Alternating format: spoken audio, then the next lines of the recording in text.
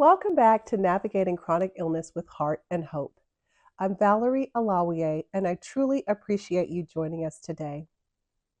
A new year is often framed as a time for renewal, a chance to reset, start fresh, and dream big. But for those living with chronic illness, the cultural noise around goal setting and resolutions can sometimes feel heavy, even discouraging. We're surrounded by messages that say, do more, be more, achieve more, as if productivity defines worth.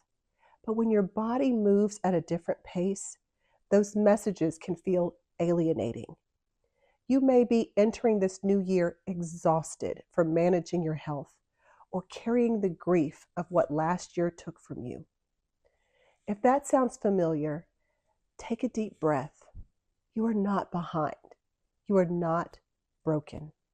You are living a different rhythm, and that rhythm deserves to be honored, not rushed.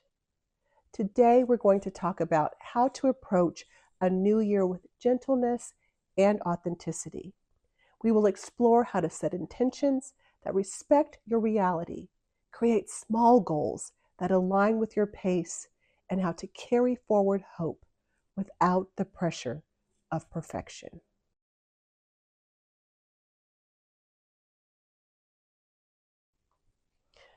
The start of a new year can stir up complex emotions.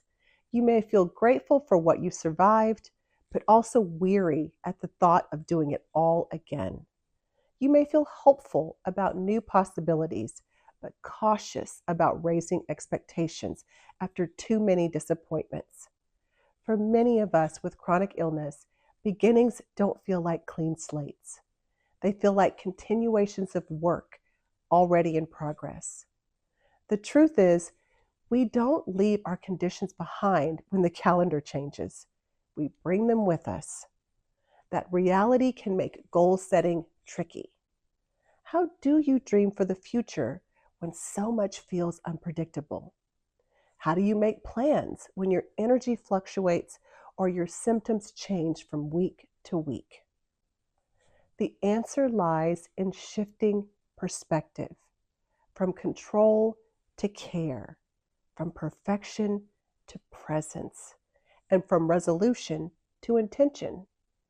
If you're exploring new ways to care for yourself in this season, coaching may be a helpful next step.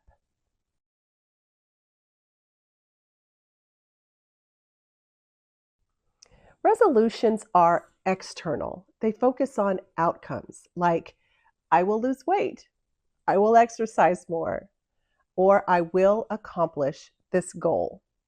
Intentions, however, are internal.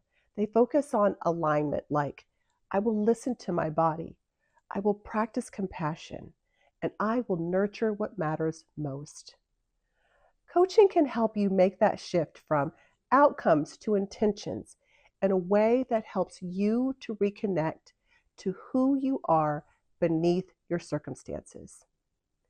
Intentions create freedom. They allow space for flexibility, adjustment, and grace. They let you define success by how you show up, not by how fast you move. This is especially important when your body has limits that others may not understand. Intentions say, I will take care of myself as I pursue what matters, not in spite of it. For example, instead of setting a resolution like, I will walk 3 miles a day, you might set an intention like, I will explore ways to move my body that bring comfort and ease. Instead of saying, I will work full time again, you might say, I will seek work or purpose that fits my current capacity.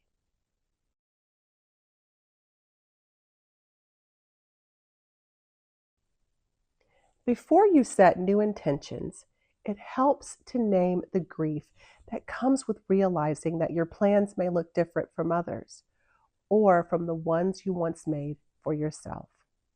Sometimes the hardest part of living with chronic illness is not what you can no longer do. It's learning to release who you thought you would be now. You might feel sadness when others make plans that your body cannot sustain, or frustration when your energy disappears halfway through a project. You might even feel resentment toward your own limitations. This grief is part of goal setting too. It shows up whenever we imagine what could have been. Allow yourself to feel that loss. Write it down if you need to. Then gently ask, what is possible for me now in this season of life? This question opens the door to something powerful, hope that is honest, realistic, and sustainable.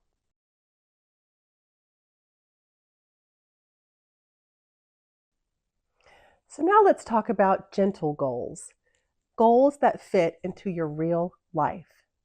Gentle goals are not about doing less. They're about doing what matters most in a way that is kind to your body and your spirit. A gentle goal respects your pace, acknowledges your limitations, and leaves room for joy. It might look something like creating a daily rhythm that supports your energy instead of depleting it. It could look like prioritizing rest as an essential, not an afterthought. And it could look like setting boundaries that protect your well-being, or choosing one small creative or social outlet that nourishes your spirit. Coaching offers a compassionate space to help you set gentle goals, but that are also very meaningful, that grow with you. Such goals are not easily broken like resolutions, because they adapt as you adapt. Ask yourself, what would it look like to set goals that serve my healing, not my ego? And how might coaching support me in doing so? This shift can change everything.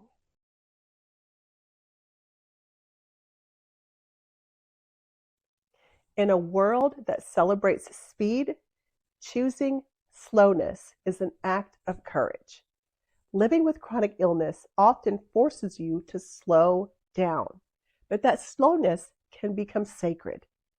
It allows you to notice the details of life others rush past, like a quiet morning, a moment of connection, or the simple relief of rest. When you allow yourself to move slowly, you give yourself the gift of depth. You begin to live more intentionally, more in tune to your body and your emotions. The slower pace doesn't make your life smaller, it makes it more authentic. It reminds you that worth is not measured by momentum.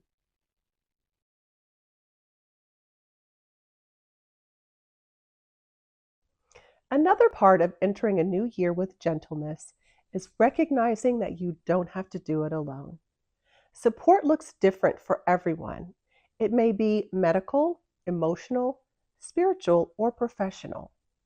You might find it in friendships that understand your limitations, or in community groups for those with chronic illness, or in working with a coach who can help you clarify next steps while respecting your pace. Coaching can be especially powerful for those living with chronic illness. It's not therapy or medical treatment. It's a partnership focused on helping you define what you want next, even in the midst of uncertainty, and a supportive space where you can clarify your goals and create sustainable steps forward at your pace. If you have been wondering how coaching could fit into your life, I would love to partner with you in this season of growth.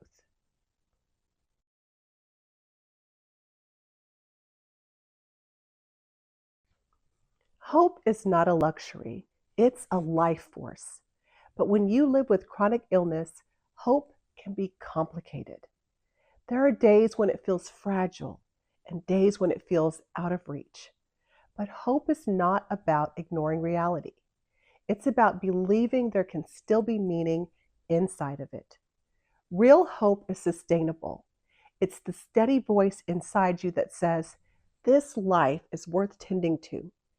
It might show up as curiosity, wondering what could still bring joy. It might show up as creativity, finding new ways to express yourself, or it might show up as courage, deciding to ask for help instead of pushing through alone. Whatever form it takes, hope is the thread that carries you forward.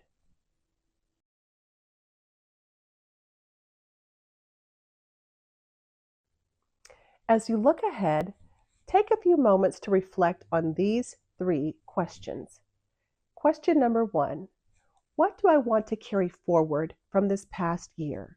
Habits, lessons, or relationships that continue to support me. Question number 2, what do I want to release? Beliefs, expectations, or routines that no longer serve me. And question number 3, what do I want to nurture? What part of myself needs attention, care, or courage as I look ahead to the new year?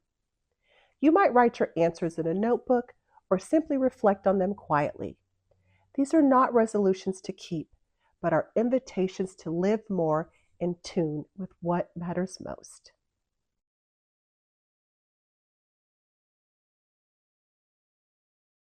I have created a free resource, a reflection practice for the new year that offers reflective prompts to support you as you prepare for the new year.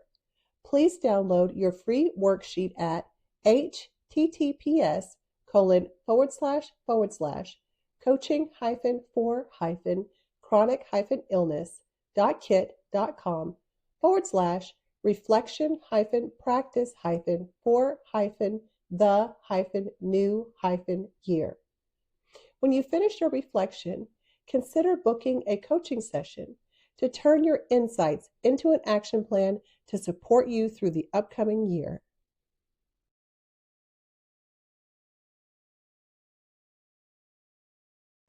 Grace is the thread that ties all of this together. Grace says, I will meet myself where I am, even if I wish I were somewhere else. Grace allows you to rest without guilt. It allows you to start again tomorrow, even if today falls apart. It allows you to hold your goals loosely, trusting that progress sometimes looks like patience. If you only carry one thing into the new year, let it be this. Grace is not a reward you earn. It is a way of living that keeps you open to growth.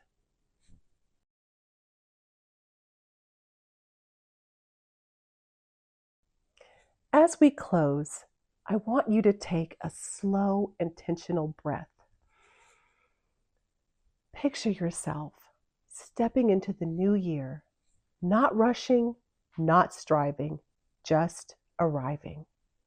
You are entering this next chapter, not as someone who needs fixing, but as someone who is learning to live gently, wisely, and courageously. Your pace is sacred. Your story is ongoing. And every small act of care you give yourself is a step toward healing. In this upcoming year, may you set goals that fit your life. May you release what no longer serves you. And may you discover new ways to grow in peace and possibility. If you are ready to explore what support could look like in this new season, I invite you to one of our readiness quizzes to determine what type of support might be right for you. Please visit us at https://www.coachingforchronicillness.com/coaching-inquiry/. Thank you so much for joining me for another year of navigating chronic illness with heart and hope. May this year meet you gently, and may you walk into it with strength, purpose, and grace. Thank you. Want to learn more? Subscribe to my newsletter for ongoing reflections, free tools, and notification of new episodes of Navigating Chronic Illness with Heart and Hope with Valerie Alawiye, my video series on grief, illness, and gentle healing. Or visit us on our website at coachingforchronicillness.com to explore options to receive more support.